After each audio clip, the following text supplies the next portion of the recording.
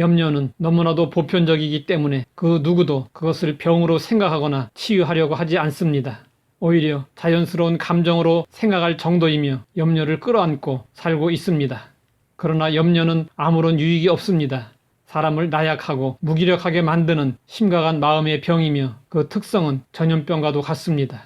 그래서 존 핫게는 염려를 극복하는 길이라는 책에서 염려를 인류의 적 제1호로 규정했습니다.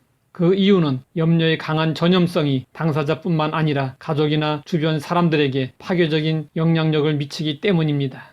우리는 염려하는 것을 당연하게 또는 가볍게 생각할 것이 아니라 염려로부터 벗어나 자유로워질 수 있어야 합니다.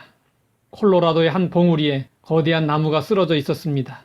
과학자들은 그 나무가 400여 년 동안 그곳에 서 있었다고 했습니다. 콜럼버스가 샌 살바도르에 도착했을 때 그 나무는 묘목 정도였고 청교도들이 플리마우스에 왔을 때는 반쯤 자랐을 것입니다.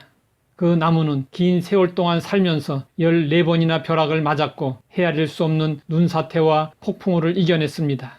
그런데 딱정 벌레에게 공격을 받아서 쓰러져 버렸습니다. 벌레들이 나무의 속을 파먹어 나무에 버티는 힘을 약화시켰던 것입니다. 오랜 세월에도 시들지 않고 폭풍과 벼락을 견뎌온 거목이 손가락으로 문지르면 죽을 수 있는 작은 벌레들에 의해 쓰러진 것입니다. 우리도 이 거목처럼 인생의 폭풍우, 눈사태, 벼락은 이겨내면서 염려라는 벌레에게 우리의 심장을 갉아먹히고 있지는 않은지 돌아보아야 합니다. 예수님은 염려의 무의감을 이렇게 말씀하셨습니다. 너희 중에 누가 염려함으로 그 키를 한 자나 더할 수 있겠느냐? 염려는 문제의 해결책이 아닙니다. 예수님은 염려하는 자들에게 말씀하셨습니다. 오늘 있다가 내일 아궁이에 던져지는 들풀도 하나님이 이렇게 입히시거든 하물며 너일까 보냐? 믿음이 작은 자들아. 예수님은 염려하는 자들에게 믿음이 작은 자라고 말씀하셨습니다. 염려는 믿음의 부족으로 나타나는 결과입니다. 우리는 하나님이 돌봐주신다는 믿음으로 기도해야 합니다. 미국에서 백화점 왕으로 불리는 페니는 목사의 아들로 태어났습니다. 그는 사업을 시작했지만 실패하고 많은 빚을 지게 되었습니다.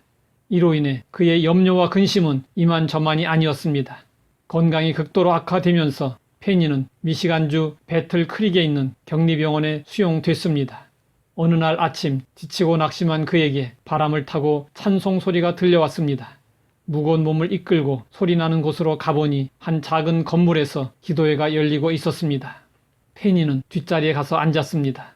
그때 너 근심 걱정 말아라 라는 매우 친숙한 찬송이 연주되고 있었습니다.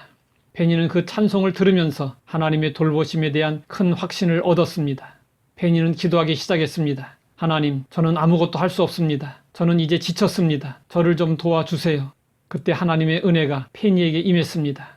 그는 자신이 경험한 은혜를 이렇게 간증했습니다. 나는 무한히 어두운 공간에서 찬란한 태양빛으로 옮겨지는 느낌이었고 마음속에 무거운 짐이 옮겨져서 그 방을 나올 때는 새로운 사람이 되었습니다. 그 후에 그는 건강을 회복하고 다시 용기를 내어 사업을 시작하여 성공했습니다.